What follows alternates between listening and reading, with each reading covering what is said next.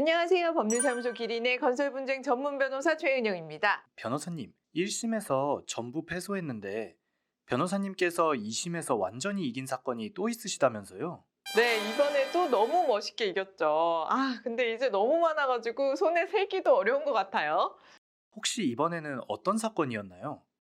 네, 이번에는 발주자, 즉 건축주의 대리인이었는데요. 파주에 있는 건물을 매수하셔서 이 건물에 대한 전체적인 리모델링 공사를 발주한 상황이었어요. 이 리모델링 공사를 맡은 건설사는 개인 사업자였는데요. 당초에 7억 원의 공사 계약을 체결하고 공사를 진행하는 과정에서 계속해서 추가 공사가 발생하였다면서 추가 공사 대금을 요구하였습니다. 그런데 발주자인 우리 건축주는 이 건설업체가 하는 말을 대부분 그냥 신뢰하고 달라는 대로 돈을 지급하셨다는 거예요. 그래서 전체 공사 대금 7억 원에서 무려 3억 5천만 원이나 되는 대금을 더 지급한 상태. 즉, 총 10억 5천만 원가량을 공사업체에게 지급한 상태로 공사가 잘 마무리되었나 보다라고 생각하려는 순간 이 공사업체 또다시 돈을 달라고 요구를 했습니다. 공사가 완료된 날 이후로 수십 차례에 걸쳐서 이 건설사는 추가 공사 대금을 요구했는데요. 어느 날 보낸 이메일에는 2억 원, 어느 날은 3억 원, 어느 날은 4억 원, 이렇게 마구잡이로 본인이 작성한 원가계산서, 견적서 등을 이메일로 수십 차례 보낸 거예요. 발주자 입장에서는 당연히 이러한 청구를 인정할 수가 없겠죠. 그래서 어떻게 추가 공사 대금을 더 요구할 수가 있느냐, 나는 지급할 수가 없다라고 얘기를 했더니 이 공사업체 너무나 당당하게 소송을 제기했습니다. 어? 그렇게 막무가내로 추가 공사 대금을 요청한 내용만 가지고 소송에서 이길 수가 있나요? 당연히 없어 보이죠. 그냥 제가 딱 생각했을 때도 건설업체가 이 소송에서 이기기는 어렵겠다라는 생각이 드는데요. 저의 의뢰인이신 이 건축주, 공사업체가 제기한 1심 소송에서 전부 패소해서 오셨습니다.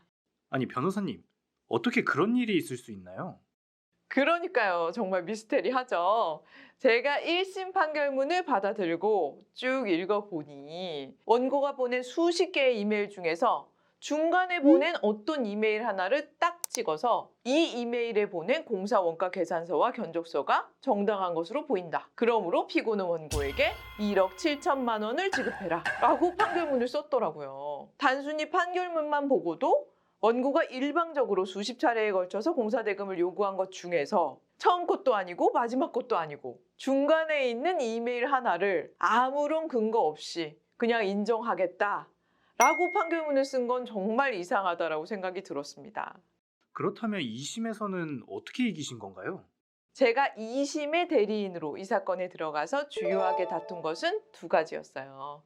첫 번째는 원고가 하지도 않은 추가 공사를 수행했다고 수차례 요구하면서 이미 계약 대금을 초과해서 3억 5천만 원이나 되는 대금을 받아간 사실이 있는데 이렇게 일방적으로 자료를 보낸 것만으로 원고의 추가 공사가 실질적으로 있었다고 볼 수는 없다. 두 번째는 설령 원고가 추가 공사를 하였다고 하더라도 원고가 지급받을 수 있는 추가 공사 대금의 범위라는 것은 원고가 일방적으로 작성한 공사 원가 계산서, 견적서 이런 자료를 근거로 산출될 수가 없는 것이고 원고가 주장하는 추가 공사를 통상적으로 수행하는 데 드는 비용 상당액은 반드시 감정을 통해서 밝혀져야 한다. 네, 이러한 주장이 쉬웠을까요? 정말 어려웠습니다. 이미 1심에서 패소해서 올라온 사건이었기 때문에 원고는 계속해서 이미 1심에서 다 다투어진 부분이다. 그리고 1심 재판부가 이러한 이메일 내용을 다 검토해가지고 정당하다고 판결을 내려준 것이다. 라는 얘기를 수도 없이 했고요. 피고가 1심에서는 지금과 같은 주장을 한 차례도 하지 않았다. 라고 하면서 저를 공격했어요. 그리고 또 재판부는 원고가 추가 공사 대금을 받기 위해서는 원고가 감정 신청을 하여야 한다. 원고가 감정 신청할 생각이 전혀 없다고 하는데 이거는 어떻게 했으면 좋겠냐? 라고 저한테 물으셨거든요. 이러한 난감한 상황에서 저는 원고가 감정을 할 생각이 없다면 원고가 추가 공사를 수행한 사실이 없다는 것을 저희가 입증하겠습니다. 즉, 피고가 감정 신청을 하겠습니다. 라고 주장했어요. 소송에서는 원칙적으로 추가 공사 대금을 받으려고 하는 사람이 감정을 신청하는 게 맞거든요. 근데 우리 사건은 1심에서 이미 패소해서 올라왔기 때문에 이 판결을 뒤집기 위해서는 피고인 우리라도 감정을 신청해서 원고가 실제로 추가 공사를 한 게 있는지 없는지를 객관적으로 밝히는 게 반드시 필요했거든요. 우리가 신청한 감정 절차에서 원고가 당초의 계약보다 추가해서 공사를 수행한 부분은 고작 1억 원에 불과하다. 이런 감정서를 받을 수 있었어요. 추가 공사 대금으로 3억 5천만 원을 피고로부터 받아갔잖아요. 그렇기 때문에 원고는 실질적으로 수행하지도 않은 추가 공사 대금을 받아간 게 되는 것이고, 피고는 별도의 소송을 통해서 이렇게 과지급한 대금을 반환해라라는 청구도 가능한 상황이 된 거죠. 원고가 일방적으로 보낸 이메일도 객관적인 증거라고 볼 수 없다라고 명백하게 판단을 받았어요. 그러면 2심에서 피고가 전부 승소한 건가요? 당연하죠. 원고가 청구한 1억 7천만 원 전부 방어했고요. 원고는 3심을 포기함으로써 2심 피고 전부 승소 판결이 확정되었습니다. 그렇다면 변호사님, 이 사건을 통해서 구독자분들께 해주실 말씀이 있으실까요?